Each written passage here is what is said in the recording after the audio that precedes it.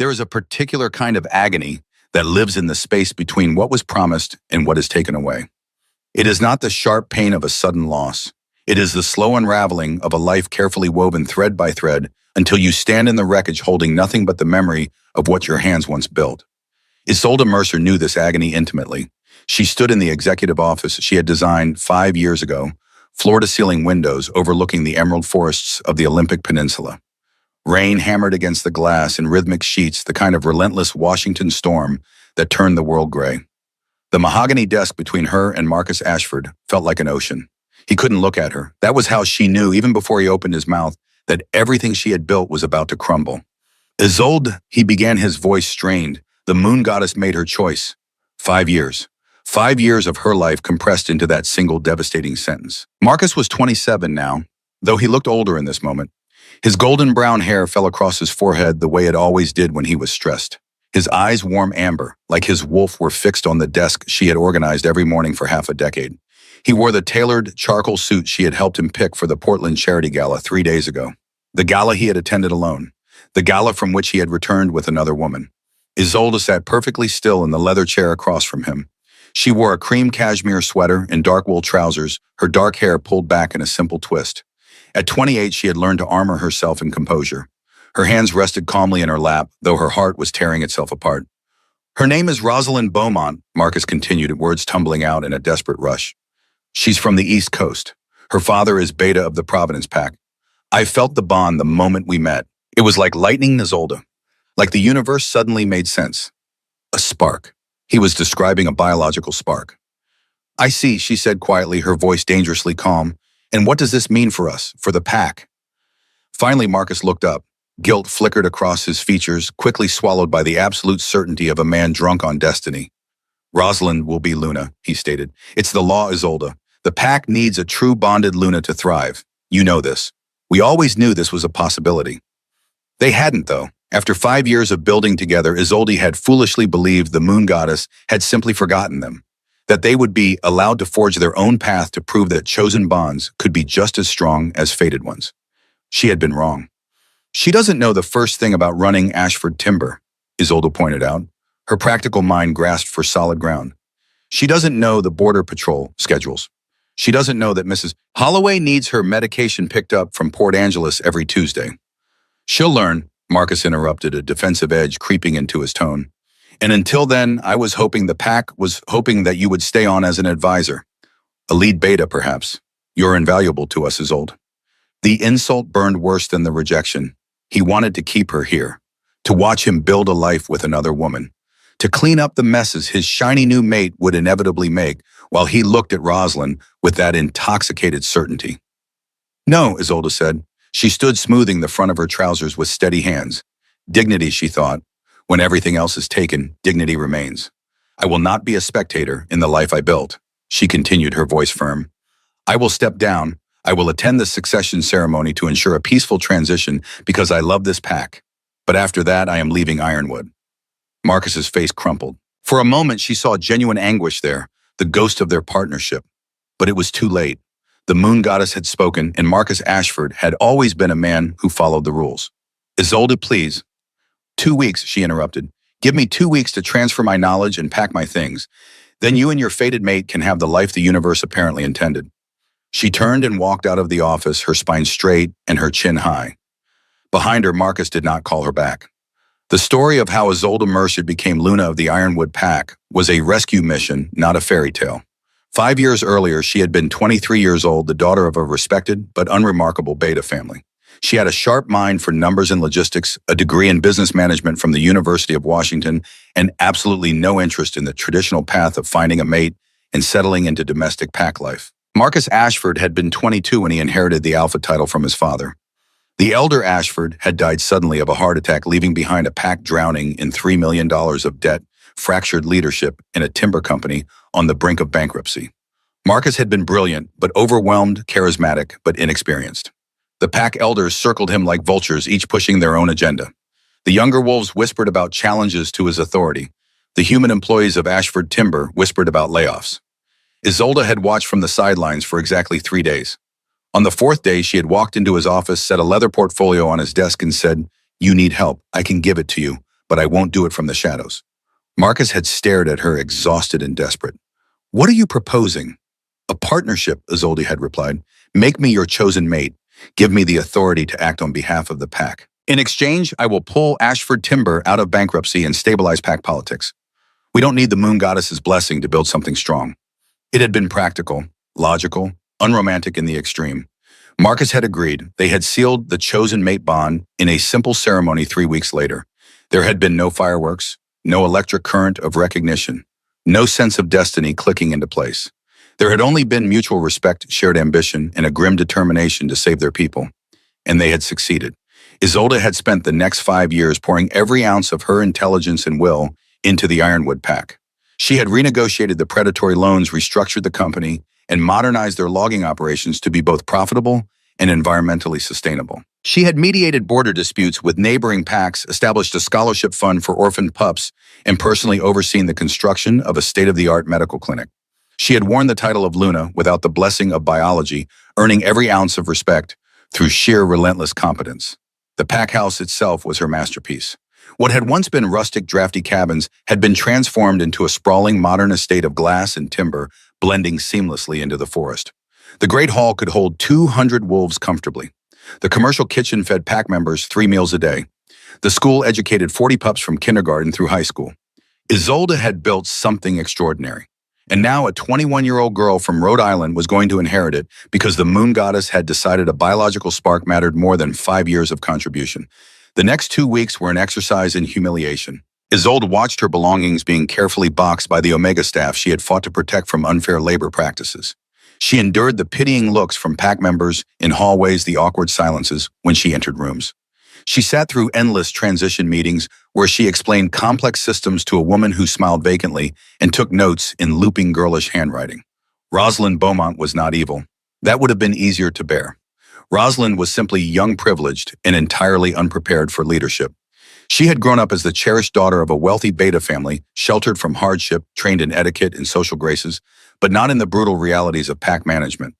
She smelled overwhelmingly of vanilla and expensive French perfume, a cloying sweetness that made Isolde's wolf recoil every time they were in the same room. She giggled at inappropriate moments. She asked questions that revealed a staggering lack of understanding. Why can't we just ask the humans for more money if we need it? Rosalind had asked during one particularly painful budget meeting. Isolde had patiently explained tax structures, contract law, and the delicate balance of maintaining secrecy from the human world.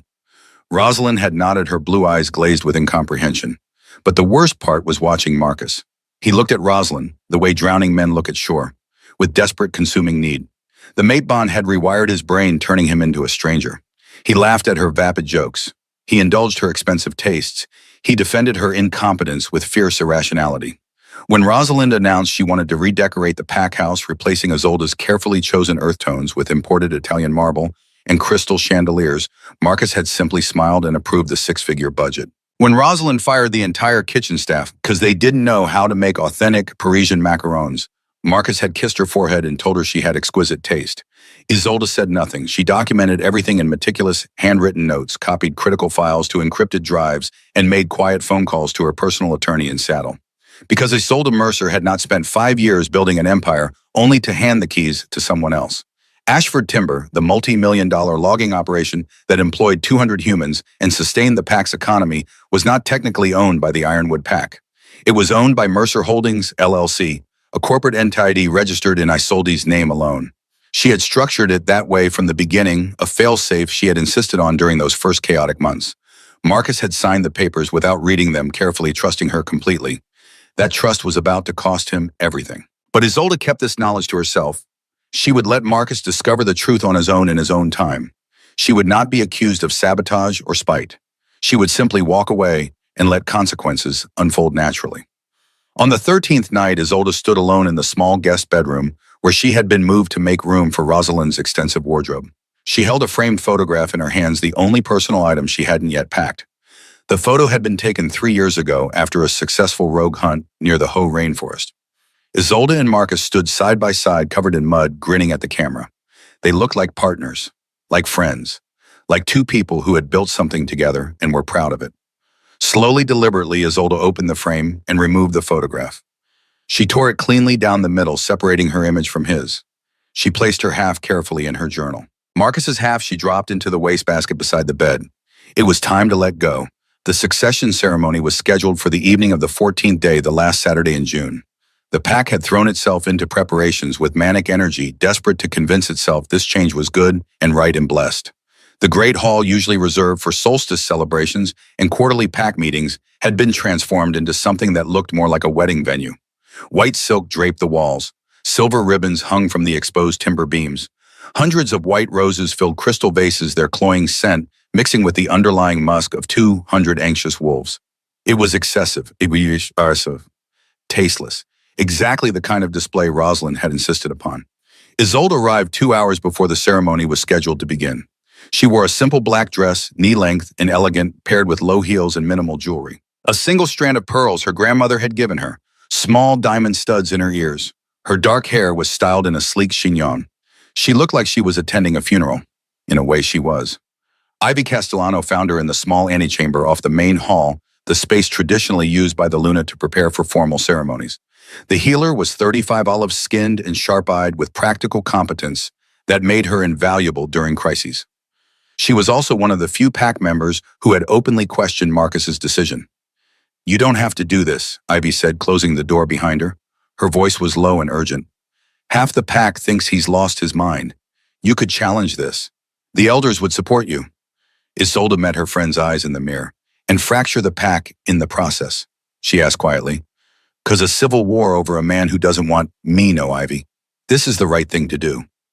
"The right thing," Ivy repeated bitterly. She moved to stand beside Isolde, their reflections side by side in the antique mirror. "You built this pack from ruins. You saved us. And they're asking you to smile and step aside for a girl who can't tell the difference between a budget and a shopping list." "She's 21, Isolde said. There was no anger in her voice, only bone-deep weariness. "She didn't ask for this any more than I did. The moon goddess made her choice. I have to respect that even if I don't understand it." Ivy was quiet for a long moment. "What will you do?" she finally asked. After, Isolde didn't answer immediately. She adjusted one of the pearl earrings, her fingers steady, despite the tremor in her chest. "I don't know," she admitted, "but I know I can't stay here. I can't watch him build a life with someone else. I deserve more than that." "You deserve the world," Ivy said fiercely. She squeezed Isolde's hand. "And I hope wherever you go, you find it." At 7 o'clock, the great hall filled with wolves. Isolde stood in the shadows at the very back of the room, near the massive oak doors that served as the main entrance. From here, she could see everything while remaining largely invisible. Pack members filled the rows of benches brought in for the occasion. The air thrummed with nervous energy, anticipation, and the unmistakable tension of a community in transition. At the front of the hall, stone altar had been decorated with the candles and fresh pine boughs. The pack elders, dressed in traditional gray robes, stood in a solemn line. Elder Benjamin Cross, the most senior among them at 65, would preside over the ritual. The low rumble of ceremonial drums began. Marcus emerged from the side entrance, looking striking in a tailored charcoal suit. He moved to his position at the altar, his shoulders squared, his expression carefully neutral. But Isolde could see the tension in his jaw, the way his hands clenched and unclenched at his sides. He was nervous. Good, Isolde thought distantly. He should be. Then Rosalind appeared. She walked down the center aisle in a gown of shimmering white silk that clung to her curves and trailed behind her in a dramatic train. Diamonds glittered at her throat and wrists. Her blonde hair had been styled in elaborate curls cascading down her back. She looked like a bride, radiant and young, and entirely unaware of the resentment simmering beneath the pack's polite applause. When she reached Marcus, he took her hands and kissed her knuckles with a reverence that made Isolde's stomach turn. Elder Benjamin raised his arms and the hall fell silent. "We gather tonight under the watchful eye of the moon goddess," the old man intoned, his voice carrying easily across the space, "to honor the sacred bond of fated mates, to witness the transfer of the Luna's mantle, to bind two souls chosen by forces greater than ourselves." The words were ancient, prescribed by tradition. Isolde had heard them 1,000 times, but tonight they felt like a eulogy. "Before we proceed," Elder Benjamin continued, "the current Luna must formally sever her claim to the Alpha and to the Pack." 200 pairs of eyes turned toward the back of the room. Isolde took a deep breath. Her heart hammered against her ribs, a frantic trap bird rhythm that made it hard to breathe. But she stepped forward into the light, her chin high and her posture immaculate. The walk down the center aisle felt endless. Every step was agony. Every face she passed held a different expression: pity, regret, relief, judgment. She ignored them all. She kept her eyes fixed on the altar, on the future that was being taken from her. When she reached the base of the stone platform, she did not bow. She looked directly at Elder Benjamin. "Isolde Mercer," she said clearly, her voice steady and strong, "willingly sever my ties to Alpha Marcus Ashford. I release my claim, my title, and my place in this pack's leadership. I step aside for the will of the Moon Goddess." The words tasted like ash. "It is accepted," Elder Benjamin said gravely. He turned to Marcus. "Alpha Ashford, do you accept this severance?" Marcus swallowed hard. For just a moment, his eyes met Isolde's. She saw regret there, guilt, but not enough to change his mind. "I accept," he said. Something inside Isolde's chest cracked. Not broke. She had already been broken. This was different. This was the final separation, the clean cut that would allow healing to eventually begin. She turned to leave, and that was when the great oak doors exploded inward. The sound was like a thunderclap inside the enclosed space. The solid oak doors didn't just open, they were thrown wide with enough force to send them slamming against the interior walls. The iron hinges shrieked in protest. Several wolves jumped to their feet, instinctively dropping into defensive crouches. But the growls died in their throats almost immediately, because the man who stepped through the doorway carried an aura that made every wolf in the room want to drop to their knees. He was tall, easily 6'4", with broad shoulders and the kind of presence that seemed to fill all available space. He wore an impeccably tailored midnight blue suit over a black shirt, no tie. His dark hair was styled with casual precision, but his eyes were wild, amber, burning, feral. Alpha King Dominic Thorne. Isolde's wolf slammed against her ribcage with a desperate, joyous howl she had never heard before. Every nerve in her body came alive. The air suddenly smelled of petrichor and dark cedar and ozone, a scent so intoxicating it made her dizzy. No, it wasn't possible. Dominic Thorne was a legend, a myth. The ruler of the largest pack coalition in North America, operating from a compound in upstate New York. He was known for being ruthless, brilliant, and utterly uninterested in the squabbles of minor regional packs. He had no reason to be here. "Kneel," a voice commanded from behind him. A massive beta guard stepped into the hall, his hand resting on the hilt of a tactical blade. The command wasn't a request. It was reinforced by a crushing wave of dominance that rolled off the Alpha King like a physical force. The effect was instantaneous. Pack members dropped to their knees. Even the elders bowed their heads, exposing their necks in instinctive submission. Marcus himself went down on one knee, his face pale, his breathing ragged. Rosalind collapsed in a heap of white silk on the stone floor, whimpering. Only Isolde remained standing. She felt the pressure, the overwhelming command to submit. Her wolf wanted to desperately, but something else held her upright. The same stubborn pride that had allowed her to build an empire from nothing. The same unshakable sense of her own worth that had let her walk away with dignity intact. Dominic Thorne walked down the center aisle, his polished shoes clicking against the hardwood floor. He ignored the kneeling masses. He ignored the opulent decorations, the terrified faces, the sacred ritual he had just interrupted. His eyes were locked on Isolde. He stopped 3 feet in front of her. Up close, he was even more overwhelming. There was a faint scar through his left eyebrow. His jaw was dusted with dark stubble. But the way he looked at her held no violence at all. It was recognition, relief, wonder. "You're standing," he said softly. His voice was deep with a slight gravel that made her spine tingle. "Yes," Isolde replied. Her throat was dry. Her hands were shaking, but she met his gaze steadily. A slow smile curved Dominic's mouth. "Good," he said. He reached out his large hand, gently brushing a strand of hair behind her ear. The touch sent electricity coursing through her body, bright and hot and undeniable. "Mate." The word whispered through her mind carried on her wolf's ecstatic howl. Dominic finally turned his attention to Marcus, who was still kneeling on the altar steps. The temperature in the room seemed to drop 10 degrees. "Alpha Ashford," Dominic said, his voice carrying easily across the silent hall. "You have 60 seconds to explain why you are in the process of giving away the woman the Moon Goddess made for me." Marcus's face went from pale to ashen. His mouth opened and closed soundlessly. I didn't know," he finally managed. "She was my chosen mate. We had no bond. There was no sign." "No sign," Dominic interrupted. His tone was almost conversational, which somehow made it more terrifying.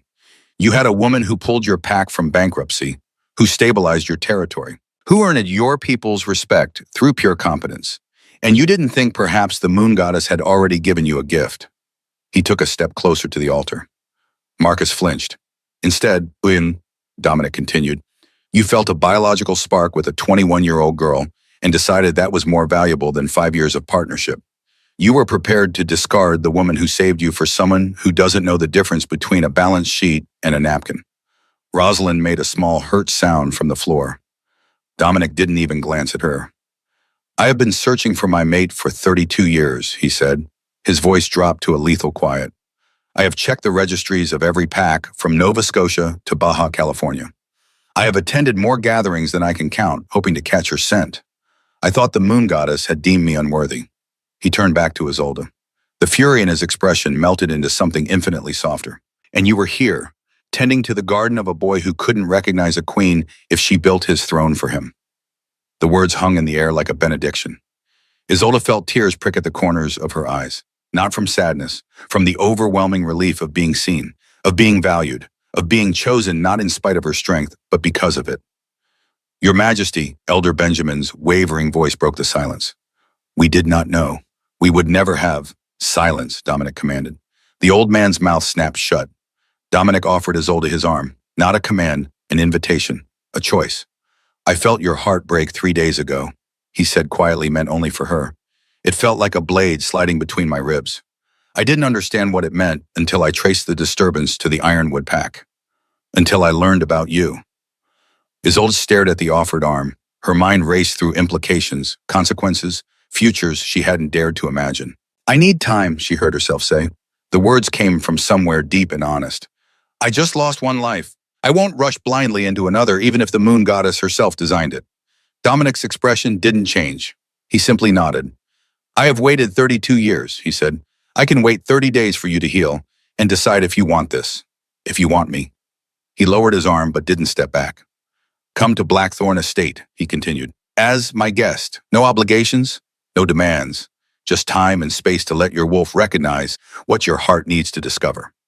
Isolde looked past him at the pack she had served for 5 years, at Marcus still kneeling, his face a mask of devastated realization, at Rosalind crying silently into the marble floor, at the 200 wolves who had watched her build their prosperity and were now witnessing her liberation. She looked at Ivy standing near the back, with tears streaming down her face, nodding encouragement. She looked at Elder Benjamin, who was watching her with something that looked like pride. And she looked back at Dominic Thorne, the Alpha King, who had crossed a continent because he felt her heart break from 3,000 miles away. 30 days, Isolde agreed. She placed her hand in the crook of his offered arm. The mate bond hummed to life between them, warm and electric and absolutely right. Isolde's wolf settled in her chest for the first time in weeks, content and certain and home. Together they walked back down the aisle. The kneeling wolves parted like water before them. When they reached the shattered oak doors, Dominic's beta guard fell into step behind them. Outside, the Washington rain had stopped. 6 black SUVs idled on the gravel drive, their engines purring. Isolde's practical duffel bags and her worn leather briefcase were already loaded in the lead vehicle. Dominic opened the door for her himself. As Isolde slid into the plush leather interior, she caught one last glimpse of the pack house, the home she had built, the life she was leaving behind, and somehow, impossibly, she felt no regret. Only the strange, buoyant sensation of a future unfurling before her, like a road she had always been meant to travel. Dominic settled beside her as the door closed with a quiet final thud. They will struggle without you, he observed, his tone analytical. Isolde allowed herself a small, knowing smile. They will collapse within 4 months, she corrected. Ashford Timber is owned by Mercer Holdings, an LLC, registered in my name alone. The contracts with the lumber mills are legally mine. Without my signature, the revenue stream ends at the close of this fiscal quarter. Dominic stared at her for a long, silent moment. Then he threw his head back and laughed. It was a rich, genuine sound that filled the vehicle and vibrated against Isolde's side, where she sat close enough to feel his warmth. The moon goddess has a sense of irony, he said when he could speak again. His eyes gleamed with something between admiration and delight. Not only did he throw away his fated mate, but he handed me the most brilliant tactical mind on the West Coast. The motorcade pulled away from the estate gravel, crunching under the tires. Isolde watched the pack house disappear in the rearview mirror, watched the forests and the life she had known fade into the darkness behind them. She was 28 years old. She had lost everything she had built, and somehow she was more certain of her path forward than she had been in 5 years. Tell me about Blackthorn Estate, she said to Dominic. He smiled. And as the SUV carried them toward the highway that would take them across the country to a future she couldn't yet imagine, Dominic Thorne began to describe the sanctuary he was offering. Not as a Luna walking into a ready-made role, but as an equal being invited to build something new. Behind them in the great hall of the Ironwood Pack, Marcus Ashford slowly rose to his feet. He looked at the empty space where Isolde had stood, at the shattered doors, at the mate bond with Rosalind that suddenly felt less like a gift and more like a cage. And he understood too late exactly what he had thrown away. The moon goddess had given him a queen, and he had traded her for a crown that was already crumbling to dust in his hands. The Adirondack Mountains in early July were ancient and green granite peaks rising through morning mist. Blackthorn Estate nestled into the mountainside, a blend of modern glass and timber that seemed to grow from the landscape itself. Security was everywhere, but subtle cameras hidden in trees guard stations disguised as scenic overlooks. Isolde pressed her forehead against the cool glass of the SUV window as the compound came into view. This wasn't the dark fortress she had half expected. The main structure invited the forest inside through floor-to-ceiling windows, stone and timber working in perfect harmony. Home, Dominic said softly beside her, the single word carried weight, offering rather than claiming. The vehicle stopped beneath a covered portico. Before Isolde could reach for the door handle, it opened from outside.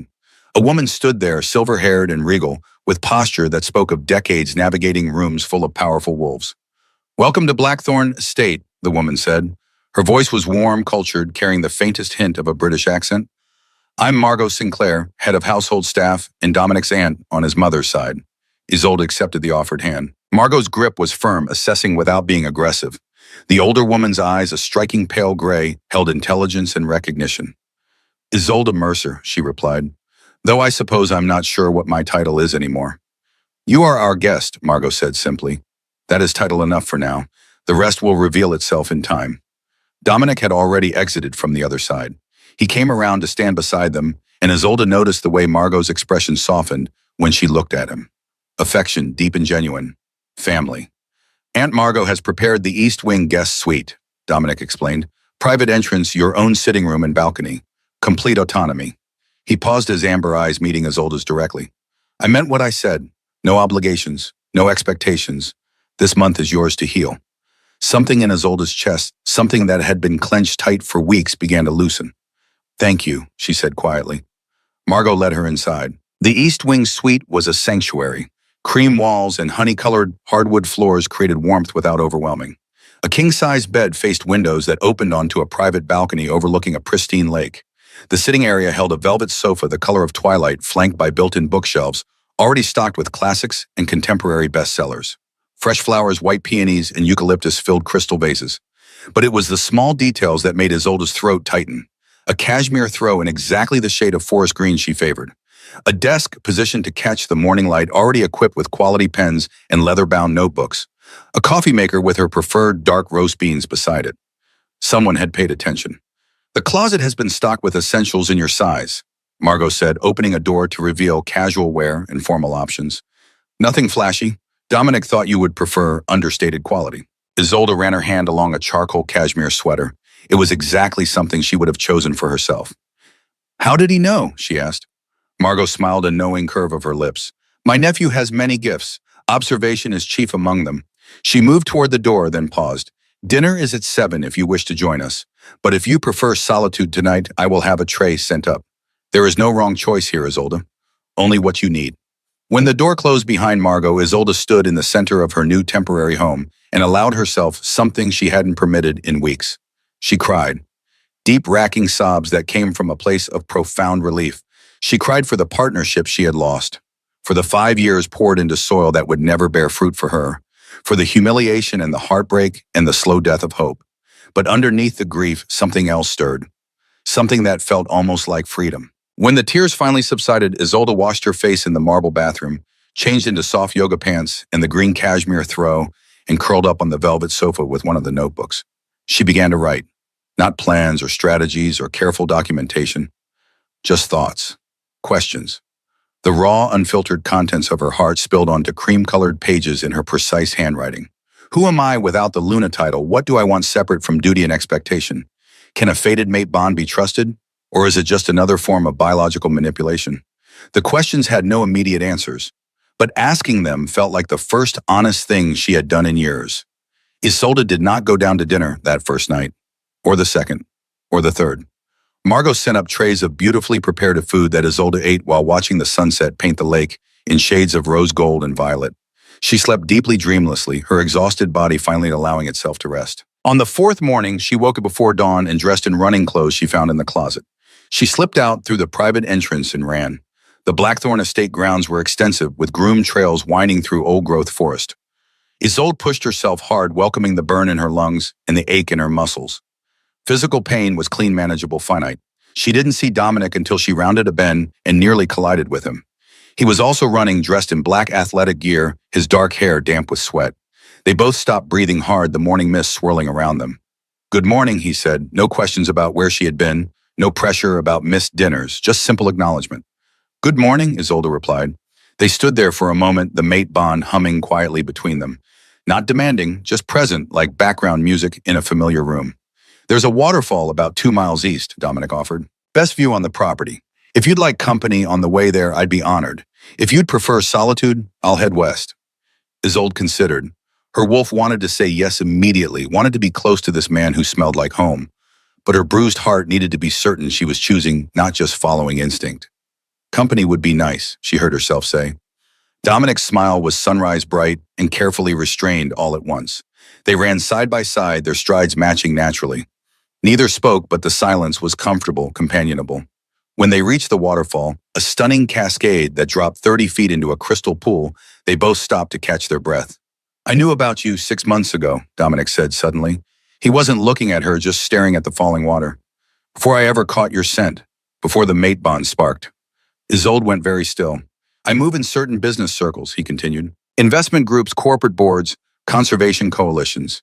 Your name kept appearing in conversations.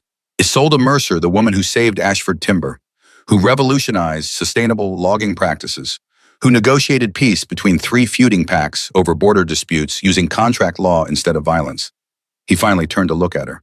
"I was fascinated," Dominic admitted. "I started paying attention, reading the articles written about the Ironwood Pack's financial turnaround, attending conferences where you were speaking, and I thought, this is the kind of mind I want in my court, the kind of leader the pack world needs." His voice dropped lower. "And then 3 days ago, I felt your heart shatter." The mate bond snapped into place.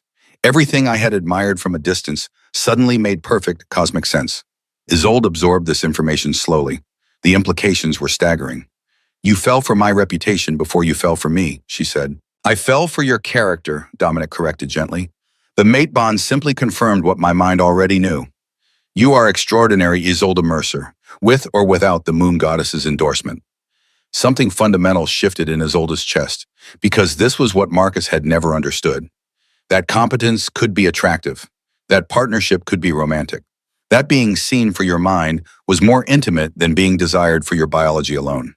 "Walk with me," Dominic asked, offering his hand. This time Isolde took it without hesitation. The days began to develop a rhythm. Mornings Isolde ran, sometimes alone, sometimes with Dominic. They would talk about books they had read, philosophies on pack leadership, the complex dance of maintaining secrecy in an increasingly connected human world. Afternoons, Isolde began to integrate into the daily life of Blackthorn Estate. Margot invited her to sit in on household management meetings, not as a participant, but as an observer. Isolde watched fascinated as the older woman orchestrated the complex machinery of running an estate that housed 200 wolves and employed another 50 humans in various administrative capacities. "You have questions," Margot observed one afternoon, catching Isolde's thoughtful expression. "You run this place like a corporation," Isolde said, "but with the personal touch of someone who genuinely cares about every employee." "Because I do," Margot replied simply. "Power without compassion is tyranny. Compassion without structure is chaos. The trick is balancing both." She poured tea into delicate china cups. "You remind me of myself at your age," Margot continued. "Brilliant, competent, deeply undervalued by the men around you. I spent 20 years married to a man who saw my intelligence as a threat rather than a gift. When he died, I finally understood that I had been waiting for permission to be myself." Isolde accepted the tea, breathing in the bergamot steam. "How did you stop waiting?" she asked. "I gave myself permission," Margot said. Her gray eyes were kind but unflinching. "I stopped trying to make myself smaller so others would feel bigger. I stopped apologizing for being good at things. And I found my purpose in building systems that would protect the next generation of women from the same diminishment." She gestured to the estate around them. "This is not Dominic's domain alone. It is a partnership between every soul who calls it home. The lowest omega has a voice in how we operate. The highest-ranking beta answers to codes of conduct we all agreed upon. True power, Isolde, is not domination. It is creating a space where everyone can flourish. The words settled into Isolde's bones like truth she had always known but never articulated. I built an empire at Ironwood, she said quietly. But I built it to prove myself worthy, to earn a place at a table where I should have been invited from the start. And now, Margot prompted gently, now I want to build something because it matters, Isolde admitted, not to prove anything, just because it should exist. Margot smiled. Then you are exactly where you need to be. 3 weeks into her stay, Isolde sat in Dominic's study spreading financial documents and strategy papers across the oak desk, while Dominic handled pack business from the adjacent conference room. The arrangement was oddly domestic. Comfortable? Right. Today she was reviewing the quarterly reports for Blackthorn, Global Dominic's extensive human-facing corporate holdings. The numbers were impressive, but there were inefficiencies that made her fingers itch for a red pen. You're scowling at my balance sheets, Dominic observed, entering with 2 mugs of coffee. He set one beside her without asking, already knowing she took it black with 1 sugar. Your European logistics division is losing money, Isolde said, not looking up from the spreadsheet on her laptop. Your accountants structured the supply chain to minimize carbon footprint, which is admirable, but they missed a tax loophole that would let you do both, green operations and fiscal responsibility. She pulled up a different document, fingers flying over the keys. If you restructure through a Netherlands holding company and route the distribution through these specific ports, you save $4.2 million annually while actually reducing emissions by 7%. Dominic came to stand behind her chair, looking over her shoulder at the screen. She could feel the heat of him close but not touching. How long did it take you to find that? He asked. 20 minutes, Isolde admitted. Your accountants are competent but unimaginative. They follow rules instead of understanding the systems behind them. Dominic was quiet for a moment, then he pulled out his phone and typed rapidly. I just sent an email to my CFO, he said. You start Monday as special consultant for Blackthorn Global. Salary negotiable. Full autonomy to restructure whatever you see fit. Isolde spun in her chair to look up at him. You're offering me I'm offering you a purpose, Dominic corrected. The moon goddess brought us together, but I don't want a mate who exists to support my endeavors. I want a partner who builds her own empire and lets me stand beside her while she does. His amber eyes were serious, vulnerable in a way she had never seen from an alpha king. I need you, Isolde, he said quietly, not as decoration or validation, but as the brilliant, compassionate force of nature that you are. Help me build something better, not because you have to, but because you want to. Isolde stood, bringing them face to face. What if the mate bond is influencing this? She asked. What if we're confusing biology for compatibility? Dominic reached up gently, tucking a strand of hair behind her ear. The gesture was becoming familiar, almost ritualistic. Then we'll discover that together, he said. But I don't think we are. I think the moon goddess looked at 2 people who were already perfect for each other and simply made the introduction. He stepped back, giving her space. You have a week left of your 30 days, he continued. Take it.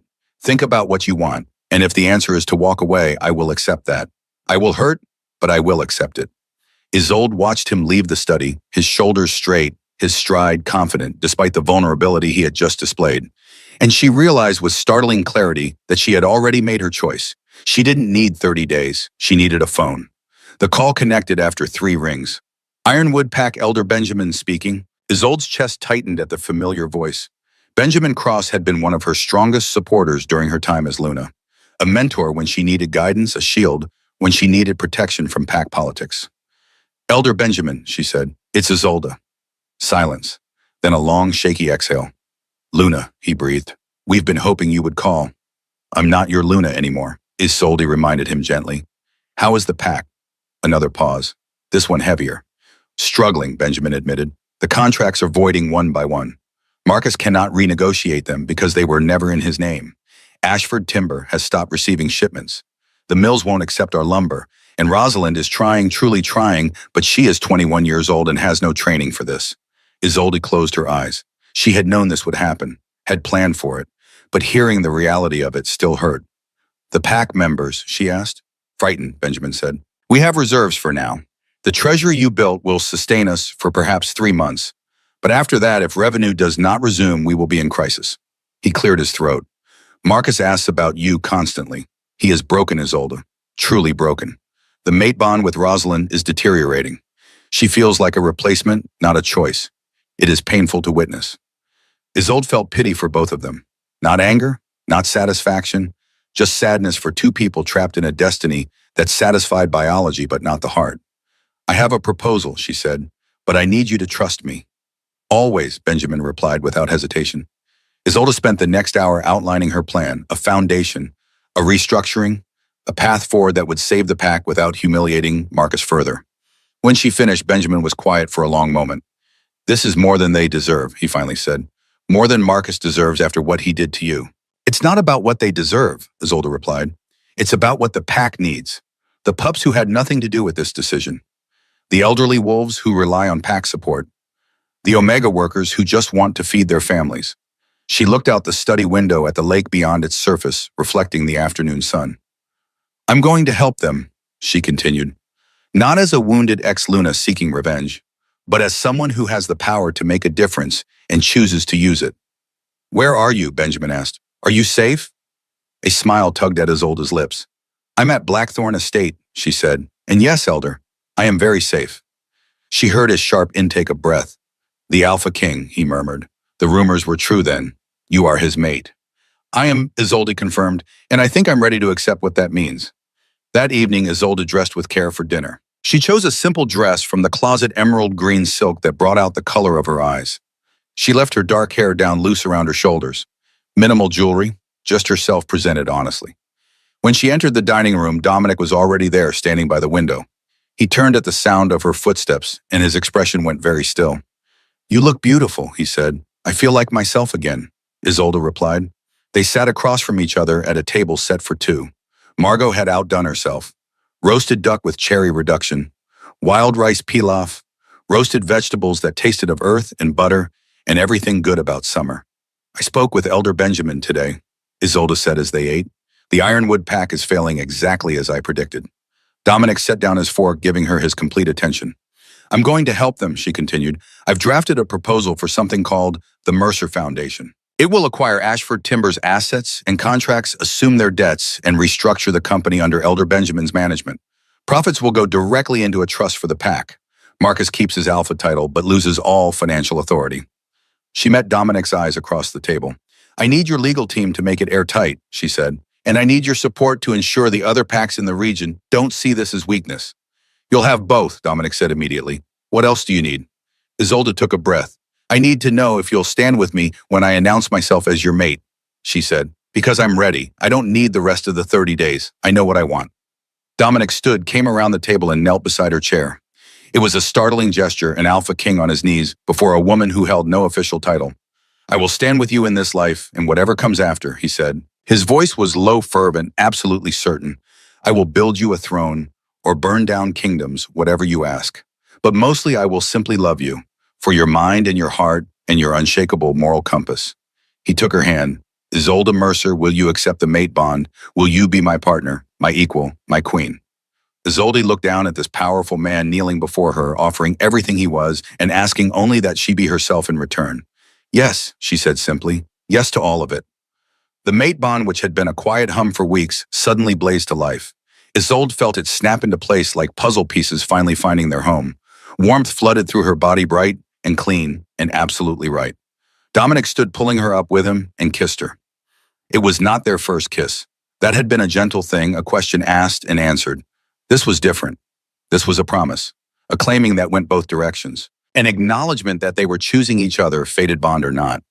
When they finally pulled apart, both breathing hard, Isolde rested her forehead against Dominic's chest. I'm terrified, she admitted. Of what? He asked, his arms solid around her. Of losing myself again, she said. Of becoming someone's accessory instead of my own person. Dominic pulled back just enough to meet her eyes. Then we make a different kind of partnership, he said. You build your foundation. I build my empire. And when they intersect, we build together. But you never ever shrink yourself to fit into my shadow. He kissed her forehead. You are the sun, Isolde, he murmured. I'm just lucky enough to orbit you. The Winter Solstice Gala was scheduled for the second week of December, exactly 6 weeks after Isolde had arrived at Blackthorn Estate. It was the social event of the werewolf calendar hosted annually at Blackthorn Estate and attended by every major pack leader in North America. Over 400 wolves would descend on the compound for 3 days of formal ceremonies, political negotiations, and carefully orchestrated networking. This year, it would also serve as Isolde's formal introduction as Dominic's mate. The preparation was intense. Margot oversaw every detail with military precision. The grand ballroom was transformed into a winter wonderland of white birch branches, crystal chandeliers, and thousands of white candles. Isolde threw herself into helping, grateful for the distraction from her nerves. She reviewed seating charts, ensured dietary restrictions were noted, and personally approved the menu. "You don't have to do this," Margot reminded her one afternoon. "You are the guest of honor. You should be resting." "I rest by being useful," Isolde replied, "and I need to do this to prove to myself and everyone else that I'm not just decorative." Margot's expression softened. "No one who meets you could ever mistake you for decoration," she said. "But I understand. The first time you step into a room as the Alpha King's mate, you want to know you earned your place there." "Exactly," Isolde breathed. The older woman squeezed her hand. "You did, darling," Margot said quietly, "long before you ever met Dominic. But I know you need to believe it for yourself." The night of the gala arrived with crystalline winter cold and a sky full of stars. Isolde stood in the master suite staring at her reflection. The gown Margot had commissioned was a masterpiece. Midnight blue velvet that clung to her curves before flowing into a dramatic train. The neckline was elegant but modest, the sleeves long and fitted.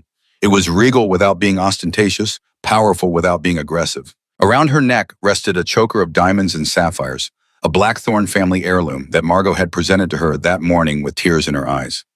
"3 generations of Blackthorn women wore this," Margot had said. "It has been in a vault for 32 years waiting for Dominic's mate. It belongs on your neck, Isolde." Now looking at her reflection, Isolde barely recognized herself. She looked like a queen. "You're shaking," Dominic's voice came from behind her. She turned to find him in formal black tie, devastatingly handsome, and watching her with concern. "There will be 400 wolves down there," Isolde said. "All of them will know my history, that I was rejected by a minor West Coast alpha. They'll be looking for weakness, for proof that I'm not worthy of standing beside you." Dominic crossed to her in 3 strides. He cupped her face in his hands, his thumbs gently stroking her cheekbones. "Let them look," he said fiercely, "and let them see solid steel wrapped in silk. You are Isolde Mercer, the woman who saved a dying pack, who restructured my European division and saved me $4 million before breakfast." His amber eyes burned into hers. "You are my mate, my equal, my queen," he continued. "Anyone who questions your place beside me will answer to me. Am I understood?" Isolde nodded, her throat tight with emotion. "Good," Dominic said. He offered his arm. "Now let's go show them exactly who you are." The grand ballroom fell silent as the herald struck the ceremonial chime. "Their Majesties," the herald announced, "Alpha King Dominic Thorne and his mate Isolde Mercer." Dominic led Isolde down the sweeping staircase. The room was breathtaking. 400 wolves in formal wear filled the space. Crystal chandeliers cast prismatic light across the assembled crowd. The scent of winter roses and expensive perfume mixed with the underlying musk of apex predators in one room. As they descended, Isolde felt the weight of scrutiny, but she also felt something else. Dominic's aura, powerful and commanding, merged with her own. Where his was crushing dominance, hers was sharp clarity. Together they created something unprecedented. The Alphas and Lunas bowed as they passed, exposing their necks in traditional submission. It wasn't just political theater. Isolde could feel the genuine respect, the curiosity, the cautious hope. When they reached the floor, the music began. Dominic led her to the center of the ballroom for the traditional first dance. "Breathe," he murmured in her ear as they moved together. "You're doing beautifully." Isolde focused on the rhythm, on the solid warmth of Dominic's hand at her waist, on the fact that she had survived worse than a room full of judgmental wolves. The first hour passed in a blur of introductions. Alphas from across the continent came to pay their respects. Most were gracious, some were curious. A few were calculating, already wondering how to leverage a connection with the king's mate. Isolde handled each interaction with polished grace, her years of diplomatic experience serving her well. She asked intelligent questions.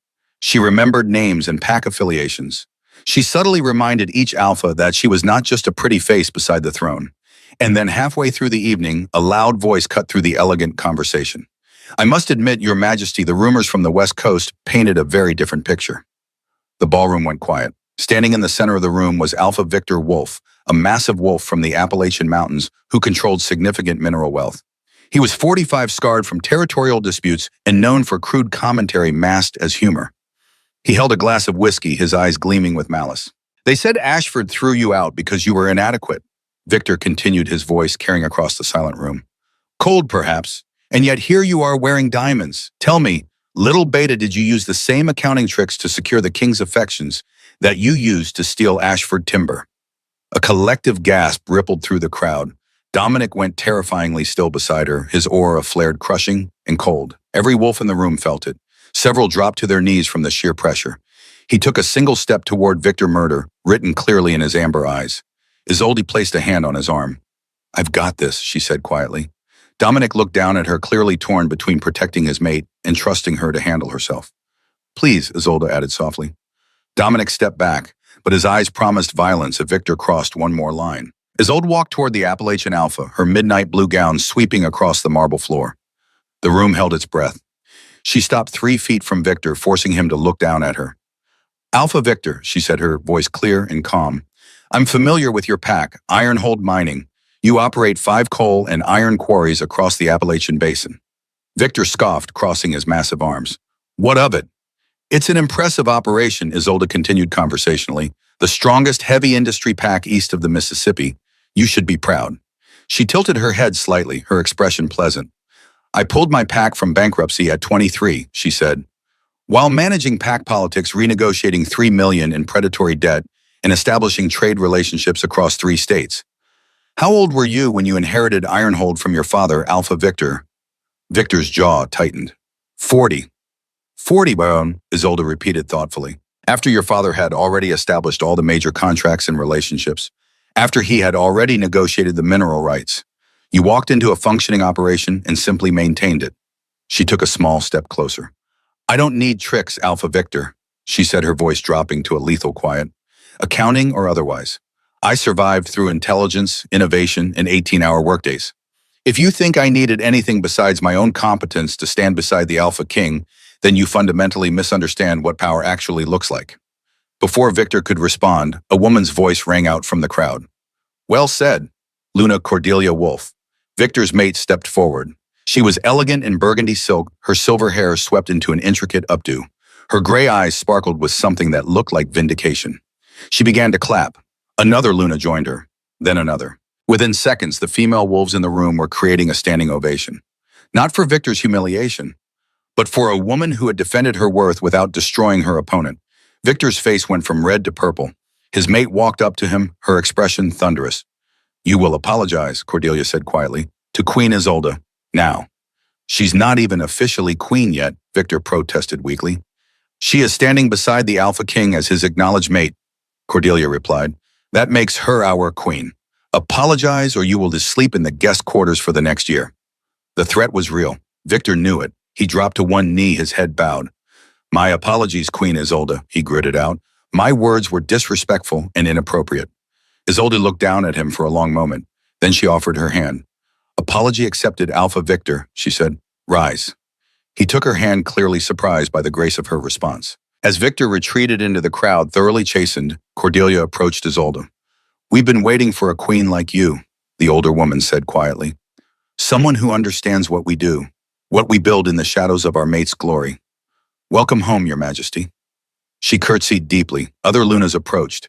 They surrounded Isolde, these powerful women who had run packs and raised children and built empires of their own, while their mates received all the credit. "Will you truly accept the title?" one of them asked, a younger Luna from the southwest. Isolde looked at the circle of women around her, saw the hope in their eyes, the longing for representation, for someone at the highest level of power who understood their invisible labor. "I will," she said, "but not in the traditional sense. I want to establish a Luna Council, an advisory body that gives us a voice in pack politics, that protects our contributions and ensures chosen mates have legal rights to what they build." The women stared at her stunned. "You would do this?" Cordelia breathed. "Someone should have done it 100 years ago," Isolde replied. "But I'll start now." The murmur of excitement that rippled through the female wolves was like electricity. Dominic appeared at her side, his hand finding the small of her back. "You're starting a revolution," he murmured, but he was smiling. "I'm starting a correction," Isolde replied. She looked up at him. "I accept," she said clearly, loud enough for the room to hear. "I accept the title of queen, but I wear it on my terms. As a partner, not a subordinate. As a builder, not decoration. As a woman who will use this power to lift other women up." Dominic's smile widened into something fierce and proud. "Then let it be known," he announced, his voice carrying across the ballroom. "Isolde Mercer is my acknowledged mate and queen. Any who question her place question me." The assembled wolves bowed as one. And Isolde, who had been discarded and humiliated and told she wasn't enough, stood in the center of power and felt for the first time in her life exactly where she belonged. Not because a man had chosen her, but because she had chosen herself. Spring came reluctantly to the Olympic Peninsula. Even in late April, rain still hammered the forests with gray determination, turning logging roads to mud. The ironwood pack house, once a gleaming monument to prosperity, stood quietly against the storm. Still beautiful, still solid, but wearing its survival like hard-won wisdom. 10 months had passed since the winter solstice gala. 10 months since Isolde had stood before 400 wolves and claimed her power. 10 months since she had set in motion a plan that would reshape pack politics across the continent. Now she was coming home. Not as the broken Luna who had walked away in a black dress in silent tears. As something else entirely. The motorcade of black SUVs pulled up to the main entrance just as the rain briefly paused. Isolde stepped out first, her boots crunching on the gravel drive. She wore dark jeans, a cream cashmere sweater, and a leather jacket that had been a gift from Margot. Simple. Powerful. Herself. Dominic emerged behind her, casual in his own jeans and dark Henley. No royal regalia, no overwhelming display of dominance. They had agreed this visit would be about healing, not intimidation. The pack house doors opened and Elder Benjamin stepped out. At 65, he looked older than Isolde remembered, the weight of the past months etched into the lines around his eyes. But when he saw her, his face transformed with relief and pride. "Luna," he breathed, then caught himself. "Your Majesty, forgive me. Old habits." Isolde crossed the distance between them and embraced him. Not a formal greeting between queen and subject. A genuine hug between two people who had weathered storms together. "Benjamin," she said quietly, "just Isolde when we're alone, please." The old man's eyes glistened with unshed tears. "Welcome home," he said. The transformation of Ashford Timber into Mercer Ashford Holdings had been executed with surgical precision. Isolde's legal team, backed by Dominic's considerable resources, had acquired every asset, assumed every debt, and restructured the entire operation in less than 3 months. The human employees never missed a paycheck. The logging contracts continued uninterrupted. The environmental certifications remained intact. But the power structure had shifted fundamentally.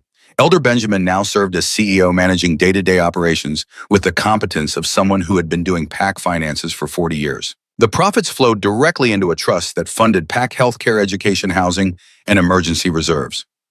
Marcus retained his alpha title, but his authority ended at PAC politics and security. He could not withdraw a single dollar without Benjamin's approval. It was elegant, effective, and completely legal. The PAC thrived. Isolde walked through the buildings she had designed, seeing them with new eyes. The medical clinic hummed with activity, a young doctor examining a pup's broken arm, while his mother filled out paperwork on a tablet. The school echoed with children's laughter, 35 students from ages 5 to 18, learning everything from basic math to advanced environmental science. The commercial kitchen smelled of fresh bread and roasting chicken, the Omega staff preparing dinner for the 200 souls who called this place home. "You saved us," a voice said behind her. Isolde turned to find Ivy Castellano, the pack healer, standing in the kitchen doorway. The 35-year-old woman looked healthier than she had 10 months ago, the stress lines around her eyes softer. "I did what was necessary," Isolde replied. "You did what was merciful," Ivy corrected. She moved closer, lowering her voice. "After what Marcus did to you, you could have let us starve. Let the pack collapse and scatter to other territories. No one would have blamed you." She gestured to the busy kitchen, the warm lights, the sound of community. "Instead, you saved us. You saved people who stood by and watched you be humiliated. That says everything about who you are, Isolde." "I didn't do it for Marcus," Isolde said quietly. "I did it for the pups who had nothing to do with his choices, for the elderly wolves who built this pack long before I arrived, for people like you who were always kind, even when kindness was unpopular." She looked out at the pack house, at the life continuing all around them. "This was my home," Isolde continued. "Just because I can't live here anymore doesn't mean I want to see it destroyed." Ivy embraced her fierce and sudden. "Thank you," the healer whispered, "for everything." Marcus asked to see her that evening. Isolde agreed, but only with Dominic present. Not because she feared Marcus, but because she wanted witnesses, wanted clarity, wanted no possibility of misunderstanding or false hope. They met in the executive office, the one with the mahogany desk and floor-to-ceiling windows overlooking the forest, the room where Marcus had told her about Rosalind, where Isolde's old life had ended. Marcus stood when she entered. He looked smaller than she remembered, thinner. His golden brown hair was longer unkempt. His amber eyes were haunted. At 27, he looked a decade older. Dominic took up a position by the window, present but not interfering. a silent mountain of support. Isolde, Marcus began, his voice cracking slightly.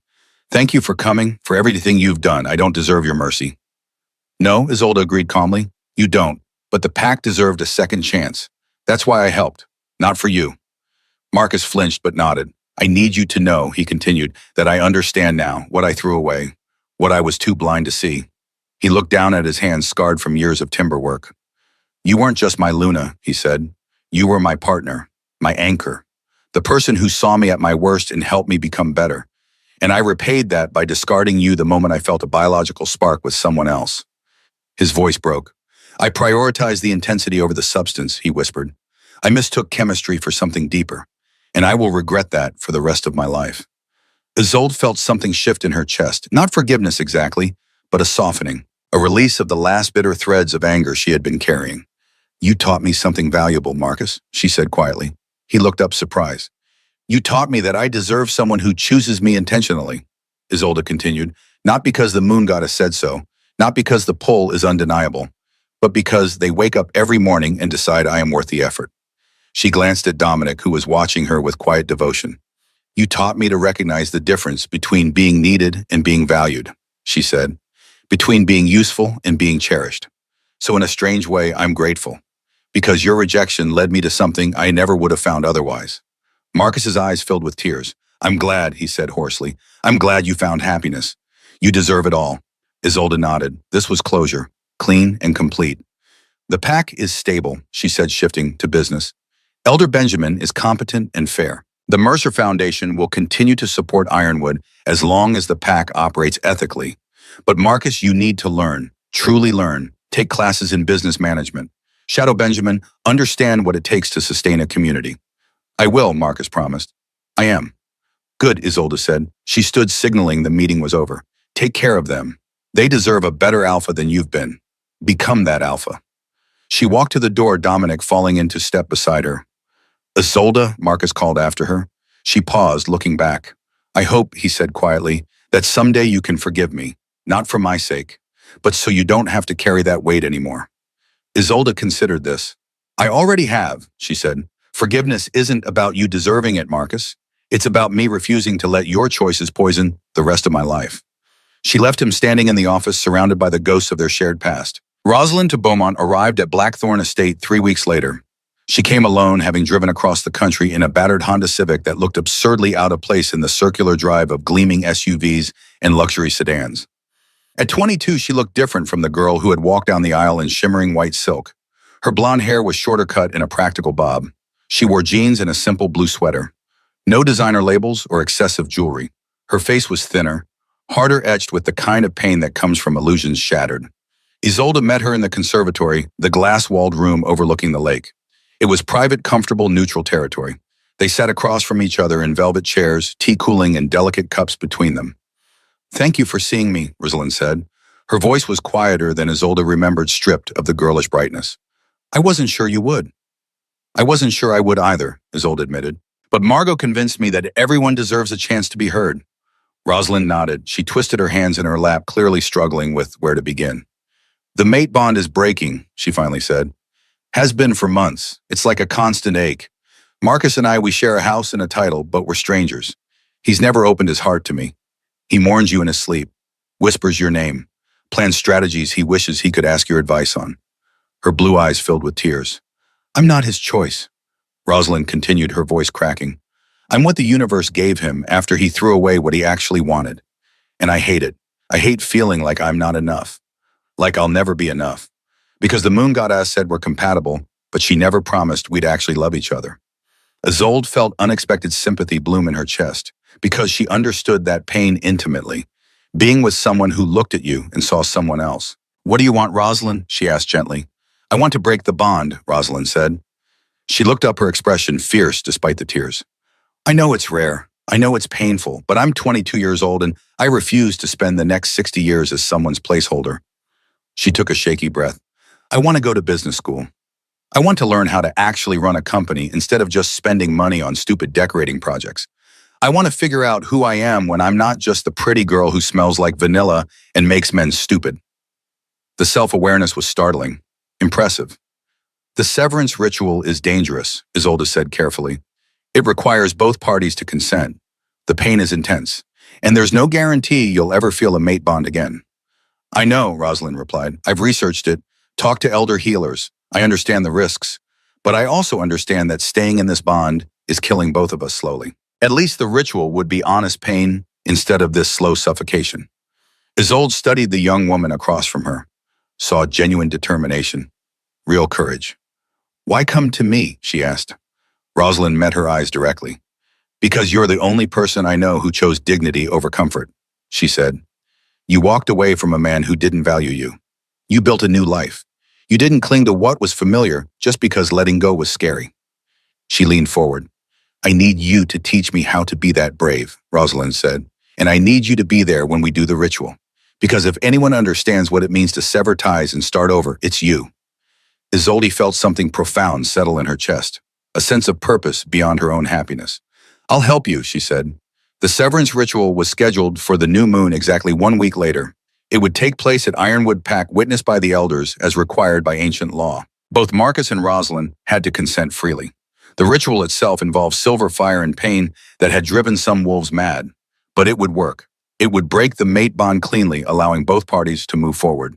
Isolde spent the week preparing Rosalind, not for the pain, but for what came after. They sat together in the Blackthorn Estate Library, Isolde sharing hard-won wisdom. When the bond breaks, Isolde said, you'll feel empty, hollowed out, like someone carved out a piece of your chest and left a void. Rosalind nodded, taking notes in a leather journal. You'll second-guess yourself, Isolde continued. Wonder if you made a mistake.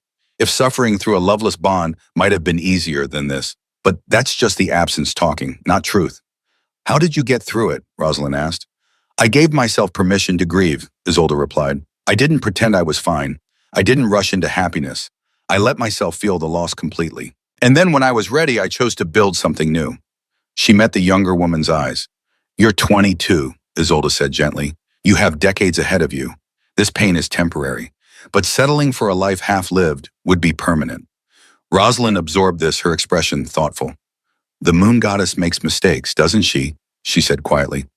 Or maybe she just shows us who we're compatible with, but we still have to choose if that compatibility is worth keeping. Exactly, Isolde said. She reached across and squeezed Rosalind's hand. You deserve to be someone's choice, Isolde told her. Not their fate, their choice.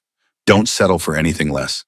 The severance ritual took place in the Great Hall of the Ironwood Pack House, the same room where Isolde had been forced to surrender her title. The space had been stripped of its excessive decorations, returned to its original simplicity. A stone altar stood in the center. Candles burned in careful circles, their flames casting dancing shadows on the timber walls. The 5-pack elders stood in ceremonial robes, their faces grave. Marcus and Rosalind stood on opposite sides of the altar. Between them rested a silver bowl filled with consecrated water and a ceremonial blade. Isolde stood with Dominic near the back, present as witness and support. The pack had gathered 200 wolves drawn by curiosity and concern. This kind of ritual was rare enough to be legendary. Elder Benjamin stepped forward, his aged voice carrying across the silent hall. We are gathered to witness a severing, he intoned, a breaking of bonds forged by the moon goddess herself. This is not done lightly. This is not done without consequence. But when a bond becomes a prison rather than a partnership mercy demands, we provide the key. He looked at Marcus. Alpha Marcus Ashford, do you consent to this severance? Marcus's jaw worked. His eyes were haunted, but his voice was steady. I consent, he said. Rosalind deserves a mate who can give her his whole heart. I cannot. I consent to freeing her from a bond I have failed to honor. Benjamin nodded, then turned to Rosalind. Rosalind Beaumont, do you consent to this severance? Rosalind stood straight, her blonde bob catching the candlelight. I consent, she said clearly. I choose my freedom. I choose the possibility of real love over the certainty of comfortable misery. I consent. Then let it be done, Benjamin said. The ritual itself was ancient and solemn. Marcus took the silver blade first, cutting a shallow line across his left palm. The silver burned, making him hiss through clenched teeth. He let 3 drops of blood fall into the consecrated water. Rosalind did the same, her face pale but determined. Then they clasped hands over the bowl, their blood mixing in the water, and spoke the words of severance together. I release you from bonds unwanted. I sever ties that bind but do not cherish. By blood and will and sacred fire, I set us both free. The candles flared impossibly bright. Rosalind cried out a sound of deep pain. She collapsed to her knees, still gripping Marcus's hand. He made a sound too, tears streaming down his face, his entire body shaking. The mate bond was tearing apart. Not gentle, but clean. A necessary severing. Isolde watched her heart aching as Rosalind and Marcus endured intense pain. It lasted 5 minutes. An eternity. A blink. And then it was over. The candles returned to normal flames. The air pressure normalized. Marcus and Rosalind released each other's hands and collapsed backward, both breathing hard, both shaking. But when Rosalind looked up, her eyes were clear. Free. It's gone, she whispered. She pressed a hand to her chest. The bond, it's gone. I can't feel him anymore. Marcus nodded, unable to speak, tears still streaming down his face. Elder Benjamin stepped forward, offering each of them water to drink and clean cloths for their bleeding palms. It is done, he said quietly. You are severed, no longer mates, no longer bound. May you each find the peace you seek. Rosalind stayed at Ironwood for 3 days to recover from the ritual's physical toll. On the 4th day, Isolde found her packing her meager belongings into the Honda Civic. Where will you go? Isolde asked. Boston, Rosalind replied. She folded a sweater carefully, her movements precise. I've been accepted to a business management program at Northeastern. It starts in the fall, but I want to get there early, find an apartment, start building a life that's actually mine. She closed the trunk and turned to face Isolde. Thank you, Rosalind said, for not hating me, for helping me when you had every reason to refuse, for showing me that strength doesn't mean clinging to what's familiar. It means having the courage to let go. Isolde pulled her into a hug. You're going to do beautiful things, she said. I'm certain of it. Rosalind pulled back, smiling through tears. Will you stay in touch? She asked. Let me know how the Luna Council develops. I'd like to be part of it someday, when I'm older, when I actually have something to contribute. I'll send updates, Isolde promised. And Rosalind, you already contribute just by being brave enough to choose yourself. The younger woman climbed into her car. As she drove away, headed toward a future she would build with her own hands, Isolde felt a profound sense of rightness. This was power, not crushing enemies, but lifting up the next generation, teaching them they didn't have to accept cages just because someone called them destiny. The formal coronation took place on the summer solstice, exactly 1 year after Isolde had walked away from Ironwood Pack. Blackthorn Estate was transformed. 500 wolves attended every major pack in North America, sending representatives. It was the largest gathering of pack leaders in a century. But this wasn't just a coronation, it was a restructuring. Isolde wore a gown of deep sapphire blue, the Blackthorn family diamonds at her throat, her dark hair swept into an elegant updo. She stood 8 months pregnant, her swollen belly a visible symbol of the future being built. When she spoke addressing the assembled masses, her message was revolutionary. I stand before you as queen, she began, her voice carrying clearly across the silent hall. Not because I was born into royalty, not because I married power, but because I earned it through years of service, sacrifice, and the building of systems that serve the many rather than the few. She paused, letting the words settle. 1 year ago I was discarded, she continued. Told that 5 years of partnership meant nothing because the moon goddess had identified a more suitable biological match. I was humiliated, displaced, and expected to gracefully disappear. Her eyes swept across the crowd, meeting gazes directly. I am here today to declare that no Luna, no female pack leader will ever be powerless again, Isolde said. I am establishing the Luna Council, an advisory body of female pack leaders. We will meet quarterly. We will have a voice in pack politics. We will protect the contributions of chosen mates and ensure that economic partnerships are legally recognized. She looked at the alphas. True leadership is service, she said. It is building systems that protect the vulnerable, that lift up the marginalized, that ensure everyone has a chance to thrive. I wear this crown not to rule over you, but to serve alongside you in creating a better world for our children. The hall erupted in applause. Dominic stepped forward, carrying a crown on a velvet cushion, not the traditional heavy gold circlet of past queens. This was new, designed specifically for Isolde, a delicate platinum band set with sapphires and small diamonds. Beautiful but practical, regal but not ostentatious. He placed it on her head with infinite care. My queen, he said quietly for her ears alone. My partner, my equal, my choice, Isolde smiled up at him, one hand on her swollen belly. My king, she replied. My shelter, my champion, my home. They kissed and the hall exploded with cheers. 6 weeks later, on a clear February night with stars bright as diamonds against the winter sky, Isolde went into labor. The birth was long, difficult, and entirely worth it. When the dawn broke over the Adirondack Mountains, painting the snow-covered peaks in shades of rose and gold, a new voice joined the world. Strong, healthy, perfect. A daughter. Isolde held her baby girl against her chest, marveling at the tiny fingers, the shock of dark hair, the amber eyes that were pure Dominic. "What will we call her?" Dominic asked, his voice rough with emotion.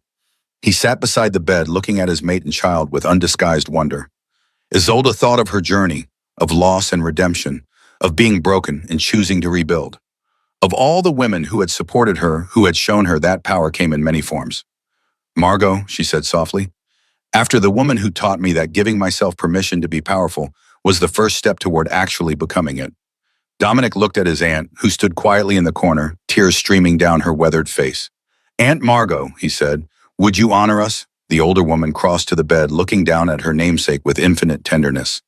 "The honor is mine," Margot whispered. She touched the baby's small hand. "Welcome to the world, little one. You are born into a new era, an era your mother built, where women are valued, where contributions matter, where power is measured by what you lift up, not what you tear down." She looked at Isolde. "You did it," Margot said. "You took your pain and turned it into a crown, not just for yourself, for all of us." That spring, as baby Margot turned 3 months old, Isolde received a letter. It was from Rosalind. The young woman was thriving in Boston. Dean's List in her first semester, working part-time at a consulting firm, dating casually but not seriously, taking her time to discover who she was outside of anyone else's expectations. She had written, "Thank you for showing me that strength looks like grace, not clinging. That power is building up, not tearing down. I'm learning to be the woman I want to be, not the woman I thought I should be. You gave me that gift. I'll spend my life paying it forward." Isolde set the letter down, her eyes misty. From the doorway, Dominic appeared carrying their daughter. His face lit up when he saw her. "How are my queen and my heir?" he asked. "Your heir is perfect," Isolde replied, "and your queen is plotting how to restructure the entire pack legal system." "Of course you are," Dominic said, pressing a kiss to her temple. One evening after baby Margot had been put to bed, Isolde stood on the balcony of the royal suite.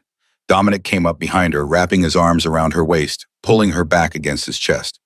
"What are you thinking?" he asked. Isolde looked out at the mountains, at the stars bright and infinite above them. "I'm thinking about how strange life is," she said quietly. 2 years ago, I thought my life was ending. I thought being discarded was the worst thing that could happen to me." She turned in his arms, looking up at his face. "I was wrong," she continued. "Being discarded was the best thing that ever happened to me, because it forced me to ask who I was without someone else's validation. It forced me to build my own empire instead of supporting someone else's.